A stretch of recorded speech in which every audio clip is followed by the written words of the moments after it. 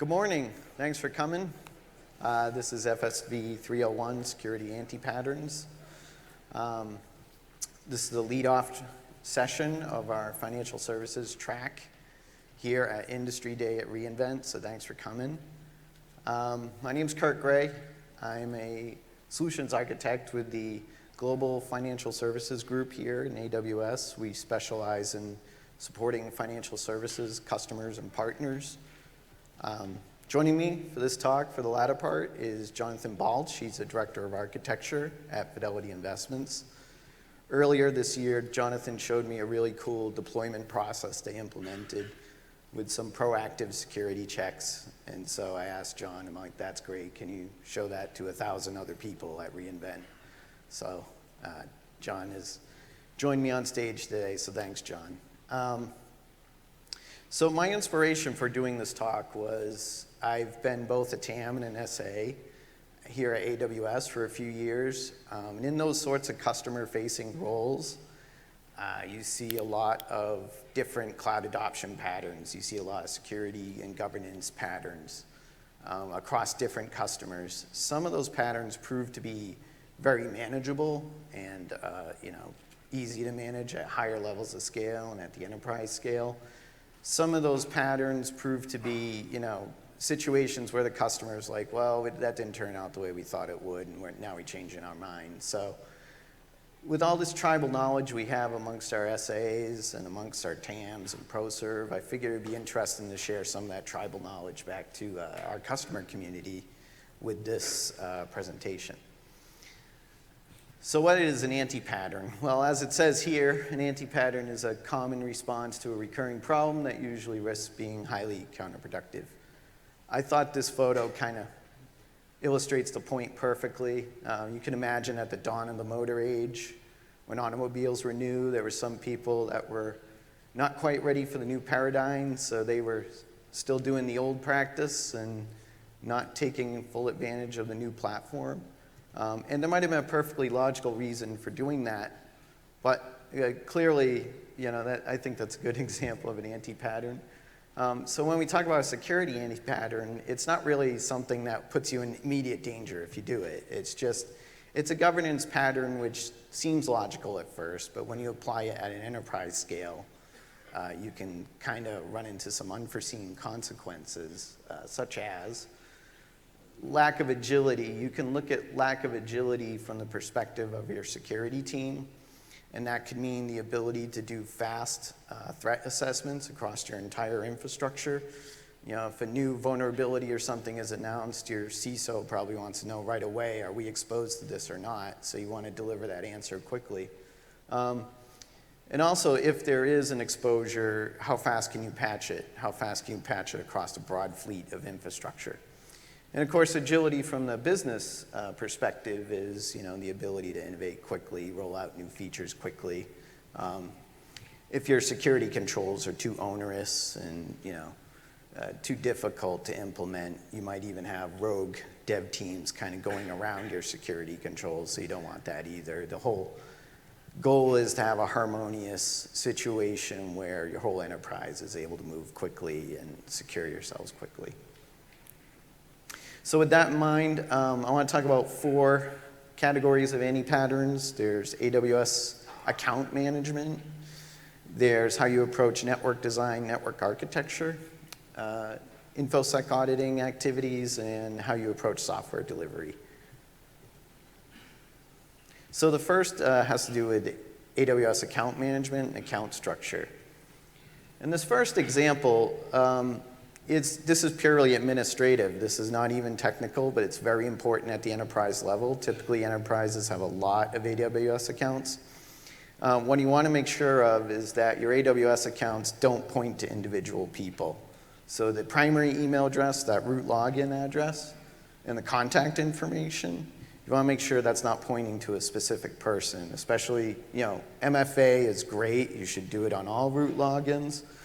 But if the MFA is tied to a person's phone, it's tied to that person. So the risk here, obviously, is if that person leaves the company, the root control of the account leaves with them, and it's really hard for us to hand that back over to you unilaterally. That person has to be involved in handing the credentials back.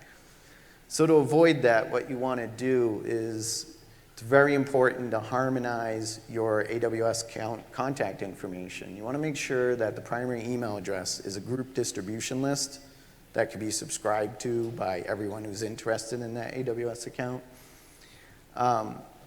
You also want to make sure, obviously, the contact information points to the company, the phone number points to the company, and the MFA device should be a device you can lock in a drawer and not one that walks out of the building with a person. If you haven't yet, check out AWS Organizations. That's our recently launched service that lets you, well, recently, I think it was last year at reInvent. It lets you harmonize your AWS accounts, create child accounts that already have the contact information pre-baked into the account. Another consideration of AWS accounts and account structure is kind of an anti-pattern too, is that first, some enterprises try, let's just have one AWS account and we'll put everything in one AWS account. At first, that seems logical because you would assume it's easier to govern the security of one AWS account than a lot of AWS accounts. But what happens is when you put a lot of unrelated teams into the same AWS account, it increasingly becomes a very noisy environment to work in. Permissioning gets really hard. Cost separation gets hard. There's ambiguous responsibilities boundaries. It's hard to point out who's responsible for what and who's responsible for cleaning up what. And there's a couple of InfoSec impacts. The first is blast radius. If the admin credentials of this account is compromised, that's exposure to everything. The second InfoSec impact is in the area of auditing. So suppose this Oracle database highlighted in yellow contains credit card data. So it's in scope for a PCI DSS audit. Now, your PCI DSS audit, well, let's suppose it turns out clean, they're doing all the right things, they can pass the audit, but your auditor still has to go in there and figure out what is the boundaries of the cardholder data environment in this picture. How much of this is involved with handling the cardholder data? It could be a really tough situation to sort that out. So what we recommend to enterprise customers, obviously, is a multi-account strategy. And our enterprise customers, at the start of their cloud journey, they'll typically ask us, how many AWS accounts should we have? We have 1,000 applications. How many accounts is that? And we don't have a strict formula that can tell you how many AWS accounts and VPCs you should create for your whole organization. But I think this is a pretty good guidance, is think about your AWS accounts as single-family homes. And the family that occupies that home is a specific dev team in your organization or a specific capability team within your organization. That's their home in the cloud. You might have some teams that work really closely together, so it's okay to have a few teams in the same AWS account because they are in constant communication with each other. They can quickly rationalize what's going on in that account.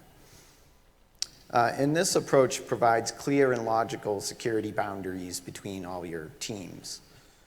You can also look at it from the perspective of object-oriented design. In object-oriented programming languages, the concept of an object is that it encapsulates data and functionality and provides an interface to the outside world.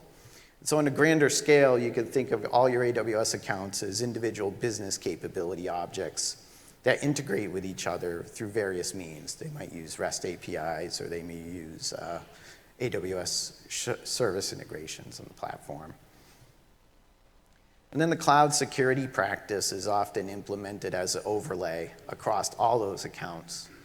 So a security team would lay in standard security controls and IAM roles into every account so they can continuously audit the entire picture. So next I want to talk about a couple examples of network design. So the first is essentially treating an IP address as a primary means of identity.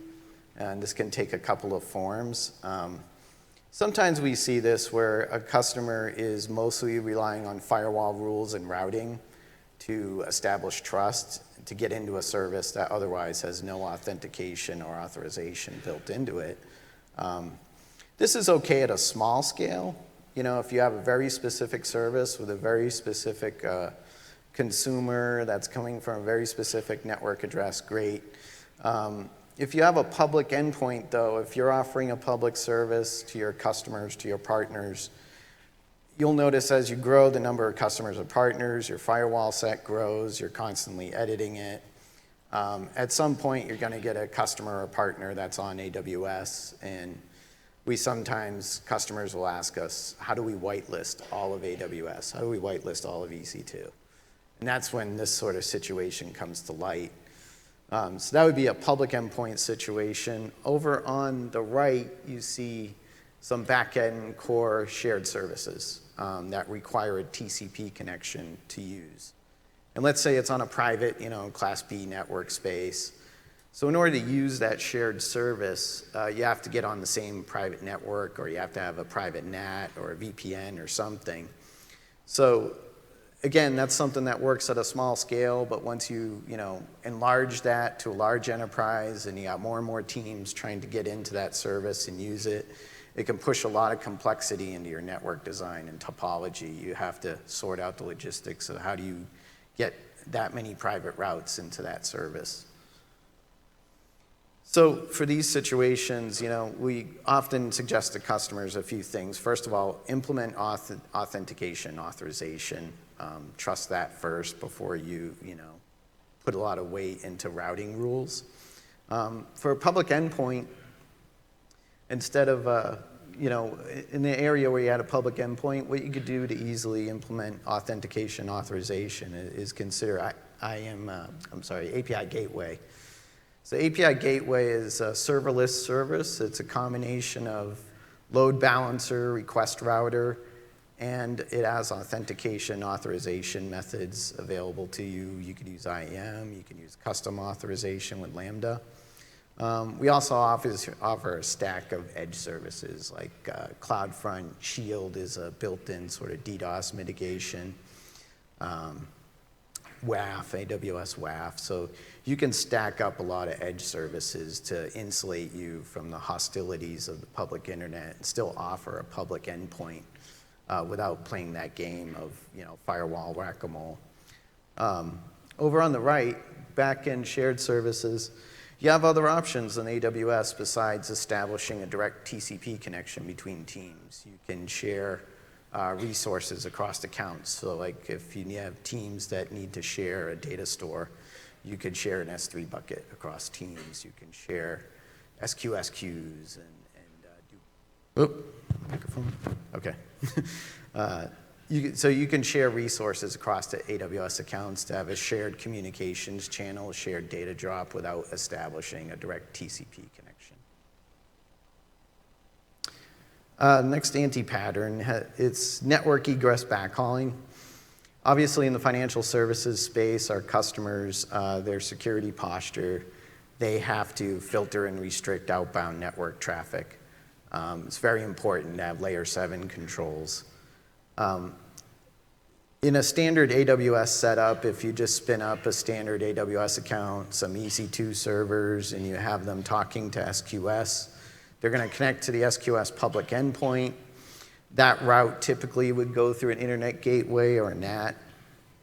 But this sort of setup, there's no layer 7 filtering going on. There's nothing to stop those EC2 servers from talking to anything on the internet.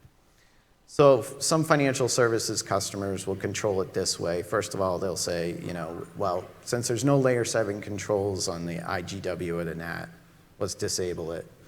We need to filter the traffic. Early in the cloud journey, they might say, well, we've already got layer 7 controls on-prem. So we'll backhaul that traffic on-prem, filter it on-prem, send it on its way. And that's fine for the beginning of the cloud journey. That works up to a point. There's obvious trade-offs there. It adds fragility. If that direct connect goes down, it could have a big impact across the, your whole cloud infrastructure. It forces a hybrid architecture, which is to say it's going to force every VPC to get on that direct connect. So there's a limit at which this is going to stop scaling. And so indeed, many of our financial services customers see that as temporary and are moving towards building egress VPCs So what you see there highlighted in blue is an example of an Egress VPC. Usually it takes the form of a pool of EC2 servers running host-based filtering controls. You have a lot of choices there. We have a lot of partners who specialize in this. There's Sophos UTM, there's Trend Micro, Palo Alto. You can even do it with Squid. And we have quick starts on our website that will help you bootstrap that kind of infrastructure with those kinds of controls. And at the end of this presentation in the appendix, I put links to some of those quick starts if you want to look further into this. Obviously, your other choice for getting out to AWS services is through VPC endpoints. And what's nice about like the S3 VPC endpoint is you can control which buckets it's allowed to talk to. So it is very specific path to S3 to very specific buckets. And then with this approach, obviously, the direct connect becomes optional. It becomes an as-needed sort of situation. The next category I want to talk about is how you approach auditing, InfoSec auditing. The first consideration is how your customers audit you, your customers, your partners. It happens still on occasion that when you engage with a new partner, a new customer, that their security team will send a long list of questions to your security team asking about how you've implemented specific controls. Obviously, this works up to a point. If you get a lot of customers, obviously that doesn't scale. You can't have your security team busy all the time filling out questionnaires. So in our industry, we've got third-party standard security assurance frameworks. You know them as the acronyms, SOC 1 through 3. There's PCI, there's HIPAA, of course, so on and so on. With AWS, we have our compliance website where you can see our whole wall of badges and certifications for a lot of internationally recognized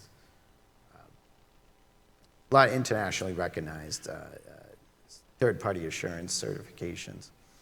The nice thing about these is it's an industry standard way to quickly express your security posture, to quickly express your InfoSec program to other customers.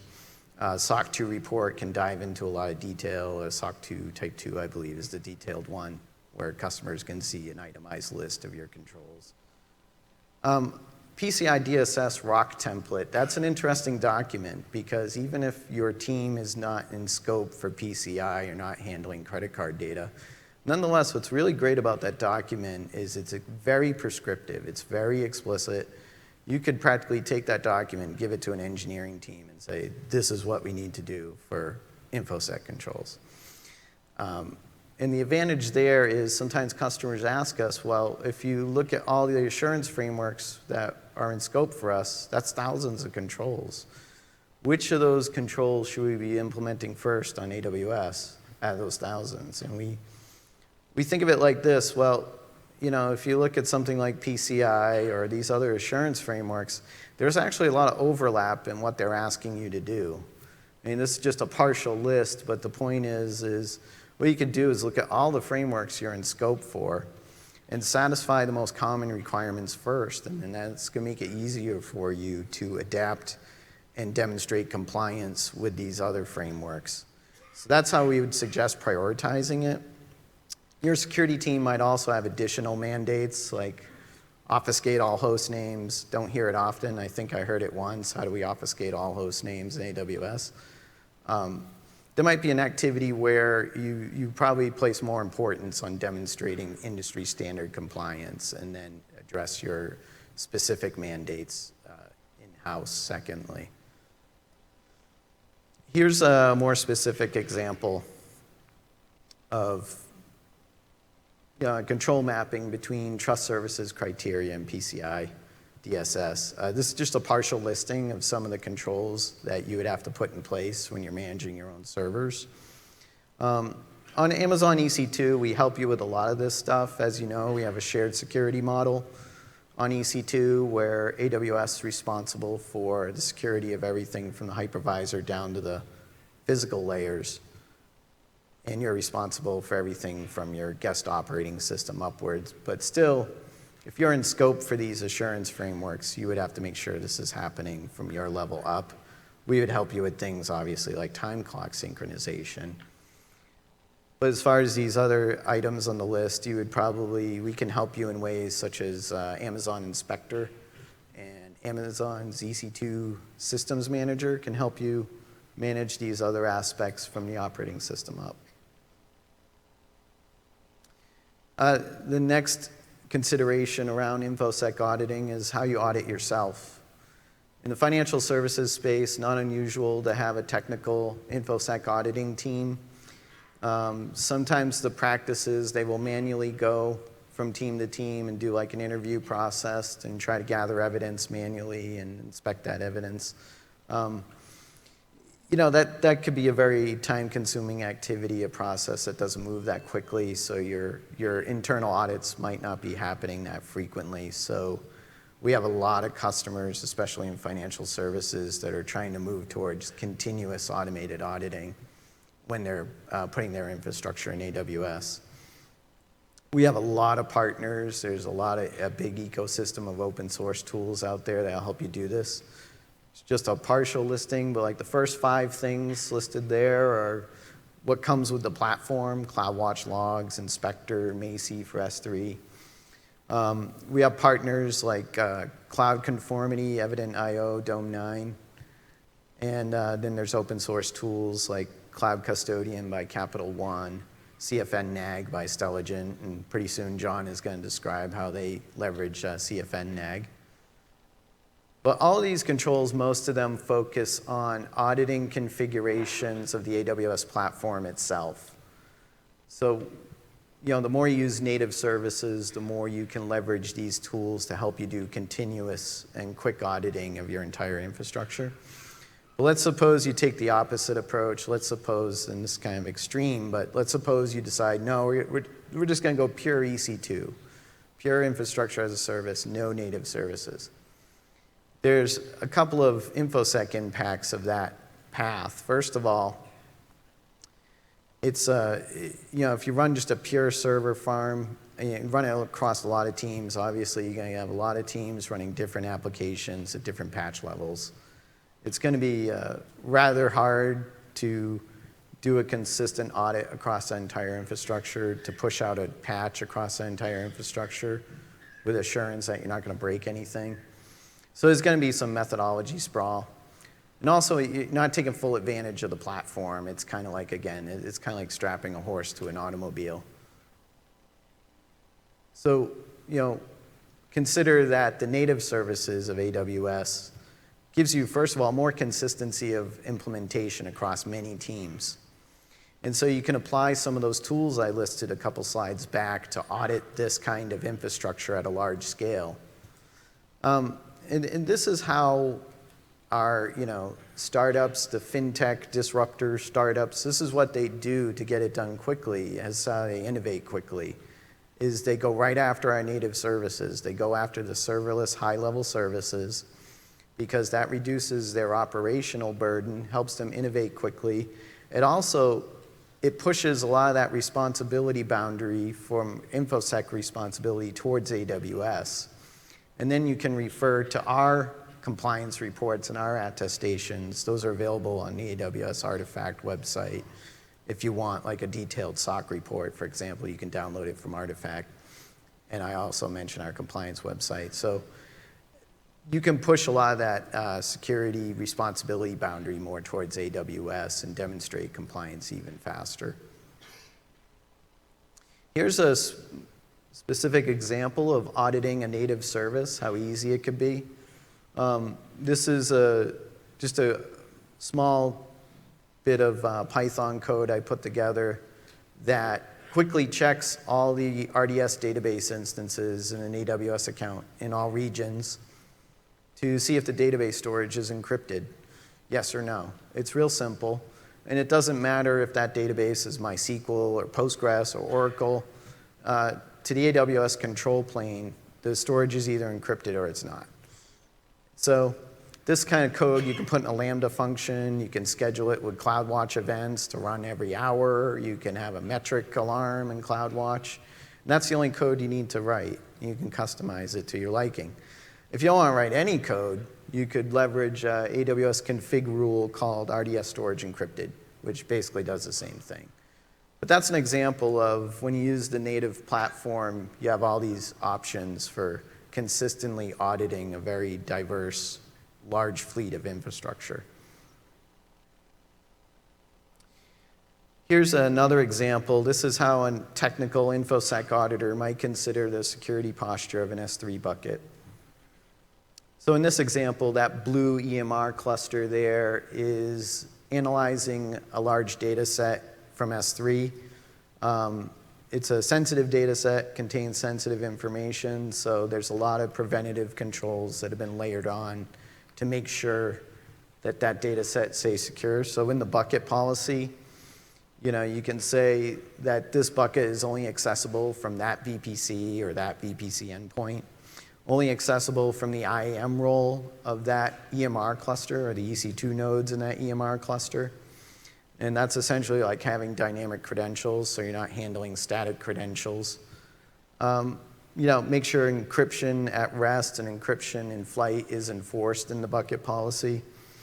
And then there's a couple options you can add to the bucket to protect you from deletes, like MFA delete, which means requiring an extra level of authentication to do a delete. You can have versioning, which kind of does backups, different versions. So you can even, protect the data from logical issues where you might have deleted or inadvertently modified the data. And the S3 endpoint policy, as I mentioned before, you can lock that down, the specific S3 buckets. As far as detective controls, config rules will tell you if you've got a bucket that's public writable, public readable. And here's a growing trend with Lambda. We're seeing more and more reactive security controls being implemented with Lambda. And the pattern is essentially you use CloudWatch events to monitor a configuration change, like an S3 bucket policy change. And then you put that through a Lambda function. Lambda function will decide whether to accept or reject or revert that policy change. So that's a growing trend. And again, in the appendix of this presentation, I put a link to our security blog that dives into that reactive control right there for S3 policy remediation. So how would your InfoSec team, your auditors, even know how to look for all these things? How would they even know all this? Well, this year we launched our Auditors Learning Path on our public website. So that has a lot of materials. It's got links to some really great past reInvent presentations from customers that are doing continuous auditing, and they are PCI compliant, so it describes how they do it at a large scale. Also lead-ins to some of our training programs like Tech Essentials. And last example of an anti-pattern before I turn it over to John. And there's really only one pattern to talk about here, and that's kind of the traditional over-the-wall software delivery method. And this is sort of the situation where you're in a functional organization where development, QA, and ops and all those activities are kept in separate teams. And software is handed off, or changes are handed off from team to team. And this can lead to infrequent rollouts of patches, infrequent rollouts of new features. You can think of it this way. There's a functional organization where a change starts with architecture, goes through development, over to QA, over to operations, et cetera. And finally, a delivery team puts it out on production. A lot of planning, a lot of overhead working this way, so things tend to move, at that sort of pace. So as customers adopt AWS, of course, they're moving from this model to more of the DevOps operating model. So bringing those activities together into a single, small, interdisciplinary team that basically that team is responsible for all matters of a particular system, so the entire life cycle of a system, rather than having a pool of people who perform vertical activities for the entire enterprise. Now you have an interdisciplinary team that owns the system. So how can a small team take on all that responsibility? Well, they apply a lot of automation for every aspect of the software and system delivery lifecycle. So on the operations side, basically that same team that wrote the code in a true DevOps operating model, the people who wrote the code, the builders, are also responsible for the live quality of production. And so sometimes we're asked, well, in working in that mode, does that mean that developers carry pagers and they get paged at 3 a.m.? And yeah, in a true DevOps operating model, yes, the builders are a point of escalation. And often that leads to fanatical devotion to testing. So they will, if they get paged at 3 a.m., they will probably end up writing a test to make sure that never happens again. This is actually how Amazon works internally. This is how we build stuff. This is our process. That pyramid there is called the pyramid of testing, or the testing pyramid, from Mike Cohn's book, Succeeding with Agile. So to go, when you're working in this mode where developers and builders are responsible for quality and they start putting proactive quality checks into their code, the next logical place to go with that is to put proactive security checks into the code as well. So to get from DevOps to DevSecOps, basically you're just augmenting that pyramid of testing. Of course, you have to have manual code reviews. That's required by those security frameworks. Most of them require that the person who wrote the change and the person who approves the change has to be two different people. So code reviews are a must, proactive security tests. And of course, every change has to be auditable, so this sort of pipeline would constantly be turning out auditable artifacts such as change deployment logs. So to look at that from a tooling perspective, here is an example of a deployment pipeline on AWS. So many ways to do deployment pipelines on AWS. You have a lot of options. This particular example employs a lot of our serverless options, so you can build an entire deployment pipeline without managing any servers of your own by leveraging our code services. The only services in this are EC2, which is the actual infrastructure that's being stood up. But you can see that the labels in red call out where that sort of proactive security posture is taking place. So during the code building process, there's static analysis happening. During the staging process, security tests, vulnerability tests, penetration tests can be run against the staging environment. And of course, there's that manual change review process. Somebody has to review the actual change and leave an audit trail. And then when code finally gets to production, there's all those tools I talked about earlier that are continuously monitoring the entire environment. So here's an example of kind of bringing it all together. Two teams working in parallel in separate AWS accounts. One team is responsible for building, let's say, a base image, the base AMI that other teams are expected to use. And then along the bottom, you see another team consuming that AMI and incorporating it into their build process. So what happens here is these two teams, they run in parallel to each other. They don't block each other. And so the top team, they've got their own DevSecOps style pipeline, building that AMI. The lower team, essentially, when their pipeline, every time they push out changes, they are grabbing the latest AMI that's available from the other team and incorporating it into their tests. So if their AMI proves to be incompatible with their code base, it'll break in the testing environment rather than the production. And this gives you kind of just continuous and routine rehydration happening with every kind of code change. So right now I want to turn over to John Balch from Fidelity Investments, and he's going to talk about how they approach DevSecOps. Thanks, Kurt. My name is Jonathan Balch. I work on the platform engineering team in the personal investing arm of Fidelity Investments. What I want to talk to you today is about how software development has changed with our journey to AWS. Kurt brought up some great points of common pitfalls around delivering software. So I'll describe how Fidelity is actively trying to avoid these.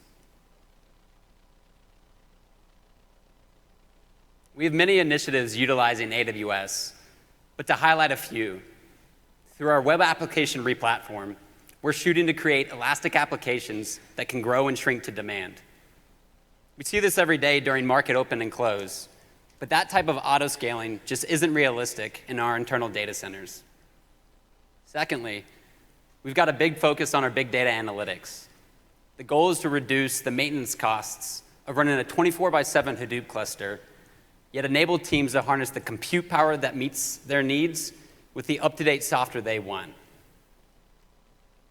Now, when we talk about security at Fidelity, it normally falls into three main categories: prevention, detection, and remediation. With prevention, how do we catch vulnerabilities and assess risk prior to ever deploying an application? In detection, how do we monitor our applications and infrastructure for dangerous exposures? And through remediation, once an issue is detected, what do we do about it? In isolation, utilizing or relying on only one of these categories can provide you with only so much protection. Or even worse, if all your security checks are manual, it's going to be tough to convince any outside third party that you're actually secure. So let's take a look at an example of a CI/CD pipeline used at Fidelity. As we morphed from teams owning just their application code to including their infrastructure, we didn't want to break the model that we had established for so many years. Local development of the application and infrastructure, committing to a central repository, building and testing the application end-to-end, pushing these built artifacts to be reused across environments, and lastly, releasing new features that provide additional value to our customers. So the question you may ask is, where does security come into play here? We've always performed static code analysis and penetration testing on our applications, but traditionally, there was a disconnect between where we deployed and how that infrastructure was set up. As we matured in our DevSecOps practices, what we had to answer is how you incorporate security when teams start to define their own infrastructure as code. What was critical to our success was automation. Since teams were empowered to control more of their end-to-end application, we didn't want to have to make the choice between agility and security. Now, going back to prevention, detection, and remediation, here's what it looks like for our infrastructure at AWS. When teams are developing software, we recommend that they run security checks as soon as possible to create a quick feedback loop. Promoting a production candidate through all these layers, only to realize at the end that you're actually insecure, really reduces development agility. Teams can choose when they integrate preventative security into their development cycle, but when they're promoting to higher environments, we enforce these security checks. We don't want to take the chance that we release insecure code or infrastructure that could impact our customers. But prevention can only go so far, and you should never consider these controls to be sufficient by themselves. Here's an example of where a rogue IAM role has been created. As y'all know, IAM is tremendously powerful, and so at Fidelity, we don't allow development teams to freely administer their AWS accounts. So when a role is created that is too permissive, we want to make sure to lock it down. Today, we do this by ensuring that the appropriate IAM policies created by our central security teams are attached to every role managed by the application. Continuously throughout the day, we have different types of detective controls monitoring all our AWS accounts, and their sole job is to alert on anything out of the ordinary. To create a decoupled architecture, we've separated these detective controls from the actions we take on offenders. Customized to the actions we want to take on the various rogue resources, detective controls can invoke automatic remediation Lambda functions that fix any issues that have been identified. With this example, and the RDS and S3 security controls that Kurt highlighted, you can start to get an idea of how you can deliver security through code rather than documentation. To talk more specifically, I want to highlight one of the many tools we use to automate our security enforcement at AWS. CFN-NAG is a linting tool for CloudFormation templates that's open source, extremely extensible, and provides a wealth of default security rules to be run. Initially, we started off by implementing just the base set of rules for CFN-NAG, but we soon found out that a lot of Fidelity-specific policies were stuck in documentation jail and actually weren't being enforced. To liberate these, we looked at adding a rule and many rules to CFN-NAG. After reviewing what it takes to write a rule, we found out it was surprisingly easy. And so what happens when security rules are easy to write? You create a lot of them. Our central security team, working with application teams, codified these rules governing our AWS ecosystem. That development collaboration ensured teams received fast feedback when developing their own secure applications. Now, going back to the rogue IAM role example, we wanted to establish a virtual fence was placed around each IAM role that guarded against misuse. So to create this, it became a CFN-NAG rule. Every application role needed what we called a whitelist attached to it. To enforce this, we execute CFN-NAG on all our CloudFormation templates prior to deployment. When run, you'll see that CFN-NAG actually catches this role not containing the necessary IAM whitelist and fails, preventing a risky role from ever being deployed into the account.